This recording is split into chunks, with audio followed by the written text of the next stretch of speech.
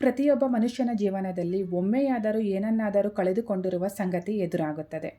ಕಳೆದುಕೊಂಡಿರುವ ವ್ಯಕ್ತಿಯ ಅದೃಷ್ಟ ಸರಿಯಿದ್ದರೆ ಕಳೆದುಕೊಂಡಂತಹ ವಸ್ತು ಮರಳಿ ಸಿಗುತ್ತದೆ. ಇಲ್ಲದಿದ್ದರೆ ಕಷ್ಟಪಟ್ಟು ದುಡಿದು ಪಡೆದುಕೊಂಡ ವಸ್ತುವನ್ನು ಮರೆಯಬೇಕಾಗುತ್ತದೆ.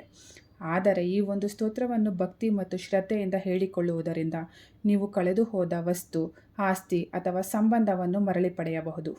ಈ ಸ್ತೋತ್ರವನ್ನು ಪಠಿಸುವುದರಿಂದ ಕಳ್ಳತನವಾದ ವಸ್ತುಗಳು ಅಥವಾ ಎಲ್ಲಿ ಇಟ್ಟಿದ್ದೆ ಎಂದು ಮರೆತು ಹೋದ ವಸ್ತು ಹಿಂತಿರುಗುತ್ತದೆ.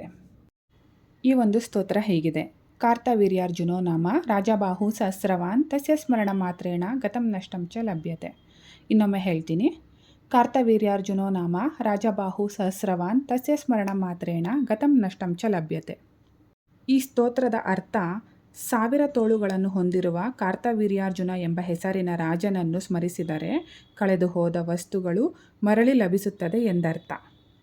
ನಾವು ಕಳೆದುಕೊಂಡ ವಸ್ತುಗಳನ್ನು ನಮ್ಮ 2 ಕೈಗಳಿಂದ ಹುಡುಕಲು ಅಸಾಧ್ಯವಾದಾಗ ಕಾರ್ತವೀರ್ಯಾರ್ಜುನ ಸ್ವಾಮಿಯನ್ನು ಸ್ಮರಿಸಿ ಈ ಒಂದು ಸ್ತೋತ್ರವನ್ನು ಭಕ್ತಿ ಮತ್ತು ಶ್ರದ್ಧೆಯಿಂದ ಹೇಳಿಕೊಳ್ಳುವುದರಿಂದ ಕಾರ್ತವೀರ್ಯಾರ್ಜುನ ಸ್ವಾಮಿಯು ತಮ್ಮ 1000 ಕೈಗಳಿಂದ ಕಳೆದುಕೊಂಡ ವಸ್ತುವನ್ನು ಹುಡುಕಿ ನಮಗೆ ಹಿಂತಿರುಗಿಸುತ್ತಾರೆ.